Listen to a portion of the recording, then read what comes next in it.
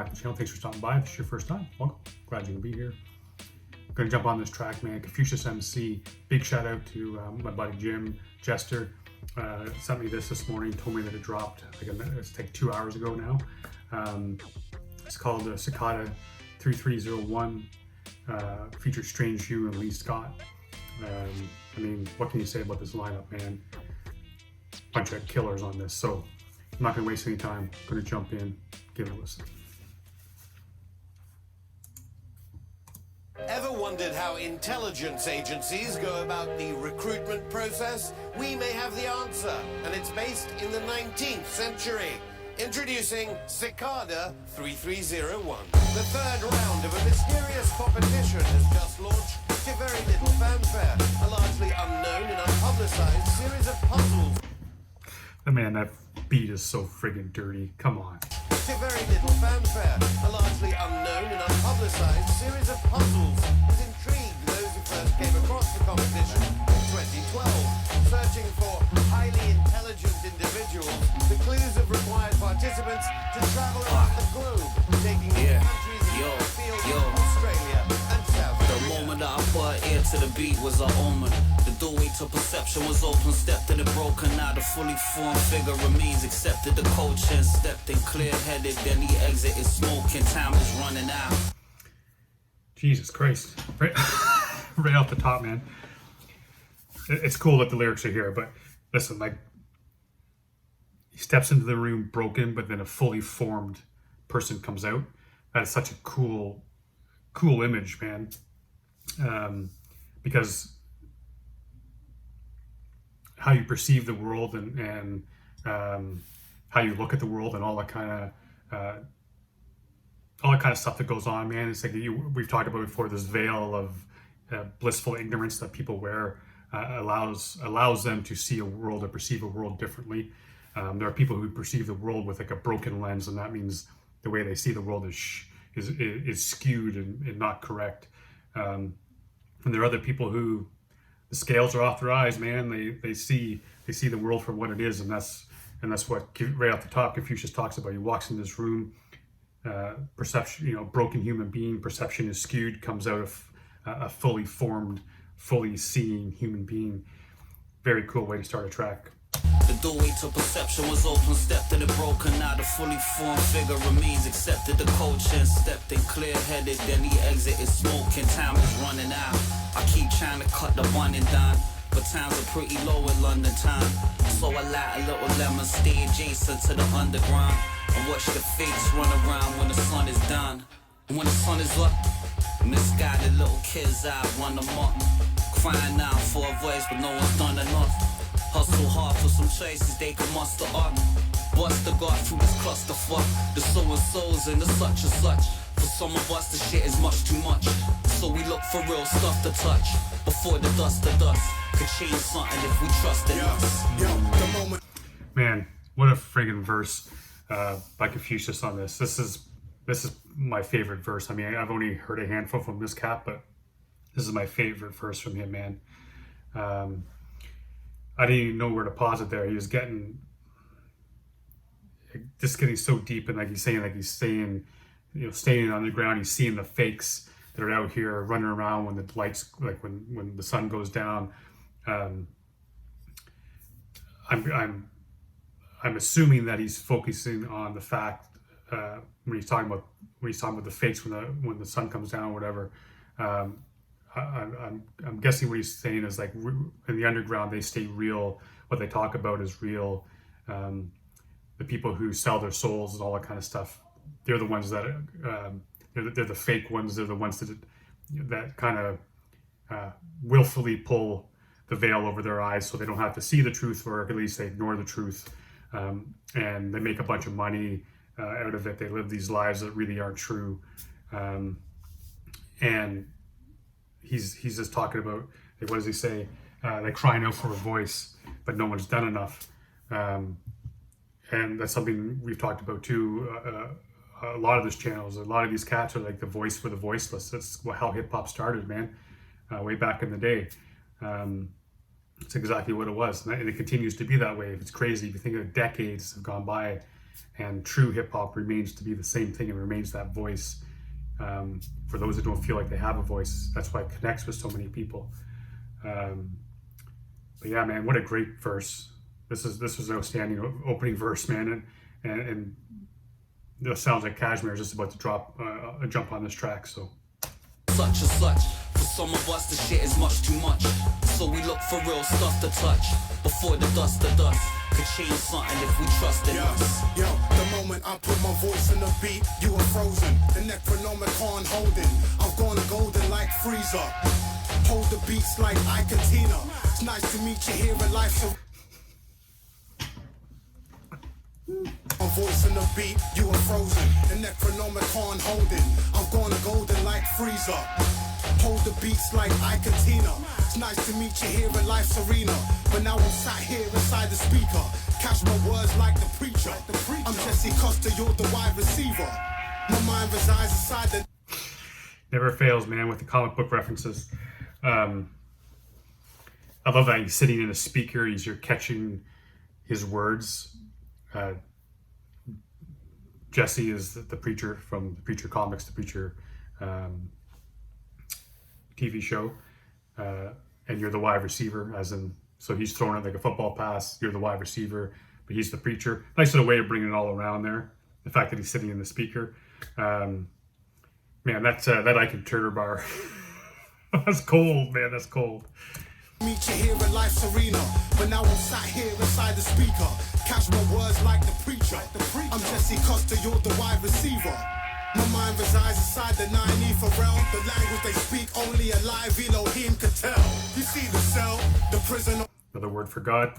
I'm Jesse Costa, you're the wide receiver. My mind resides inside the 9 realm. The language they speak only alive Elohim could tell. You see the cell, the prison of man's mind. All the roads lead to the extinction of mankind. I'll get my head in the game if I had the time. But for now, I'm stuck in this 9 to 5 pantomime. Want the apple? Come on, man. He's just killing it too, man. Kashmir, both these cats just come out just straight killing it right now. Stuck in this 9 to 5 pantomime.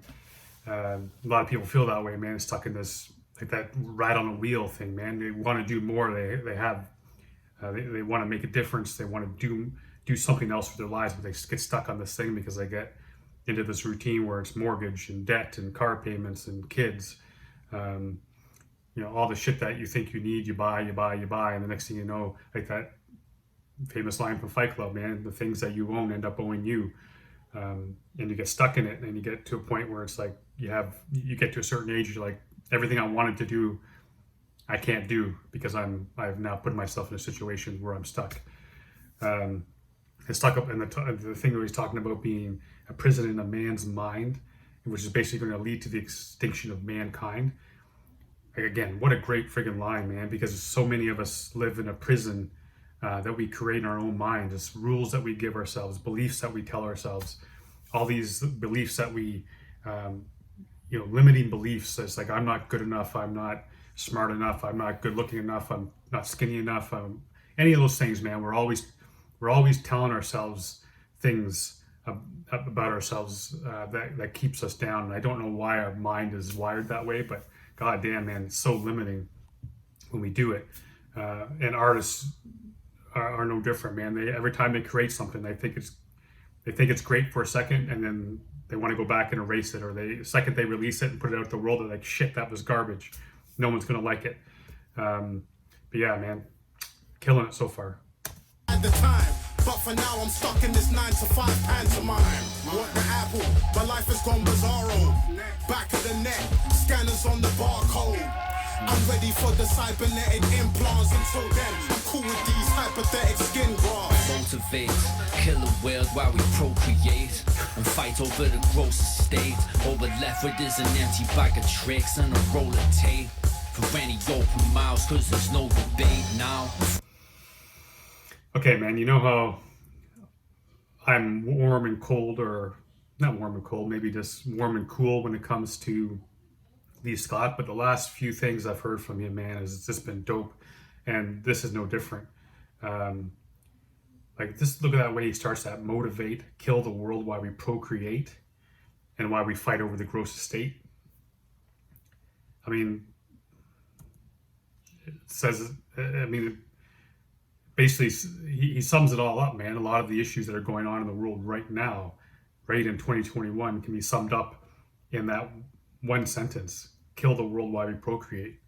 I mean, overpopulation is one of the biggest problems that the world faces right now, and the more and more people, less and less resources, and this, when you stick a bunch of people together, man, shit's gonna happen. It's that simple. It's that simple, man. Not everyone's gonna see eye to eye about shit, but yeah, and then we're fighting over gross estate. So you know, that's true. I mean, nothing can destroy a friendship or a partnership, any kind of relationship, more than greed, envy, money, all that kind of shit, man. More wars are fought over land and religion, but land mostly, and resources underneath that land. And fight over the gross estate. All we're left with is an empty bag of tricks and a roll of tape. Sorry, I'm going to stop here. I'm wondering, when he says that though, is he talking about, I know it's called estate housing in the UK, or state living. I can't remember exactly what state. Sorry, I apologize. So is he talking about that? Is the fact of, because I believe there was a track that we did not too long ago where it talked about like fighting over postal codes for houses like you don't even belong or don't even own. So is that what he's kind of talking about? You get all these cats who are fighting over, you know, they're representing this estate, and these people are representing this state, and they clash over that, like somehow or something in their mind believes that it means something. Just keep going. State, all we're left with is an empty bag of tricks and a roll of tape.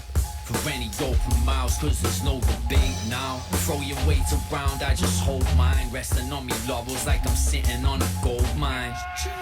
Legs dangling over the edge, spitting. Whether it hits, less cancelling. Even if it seems wrong after, no one gives a shit, bitch, be gone faster. Oh, shit. Man, believe what you want about cancel culture. There's people who, it's funny, the people who cancel people say that cancel culture doesn't exist. And then if you bring it up, they make fun of you, saying that somehow you're just being, you're just one of those cats that should be canceled too. If you're complaining about cancel culture, you should be canceled too, basically. But then out of the other side of the mouth, they say it doesn't exist. They say, watch your mouth, don't say things that'll don't say things that'll upset people, and you won't have to deal with consequences. What kind of fucking world is that to live in? Keep your mouth shut. Don't say stuff that's going to upset somebody, and you'll be fine.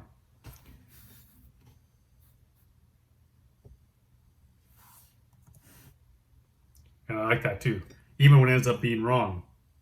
How many people have had their careers destroyed, lives destroyed, people have committed suicide, all that kind of shit because of these people who take it upon themselves to target somebody and get them canceled. And it turns out that they were wrong. They don't give a shit. They move on to the next person. It's already forgotten. Gone. Who cares? Just be gone faster. Move on. 24 hours news cycle, man. Just move on to the next one. Over the edge, spitting. Whether it hits, less cancelling. Even if it seems wrong after, no one gives a shit, bitch, be gone faster. As long as the people are still falling at me feet like a Qigong master, I'll be sipping this liquor contented. Dissing you cause your whip isn't rented. Comfortable in yourself then, I assume. Tripping over me dick as I entered the room. There is currently nothing to suggest that the true motive of Cicada 3301 is about to be revealed. But if it does turn out to be a new way of recruiting spies, it seems that aside from a knowledge of cryptography, the darknet, and coding, future intelligence agents also need to know the works of famed occultist Aleister Crowley and socialist artist and poet William Blake. Shit, man, now I gotta do some research on that Cicada. I think that's pretty slick. I mean, what do you expect out of these three cats, man? What a great track. I don't know if Zygo did the production on this. I'm gonna have to check. Actually, I'll check right now. Let's just see. Oh man, I'm not gonna be able to pronounce that name. It was mixed by Chemo. Keor Meteor.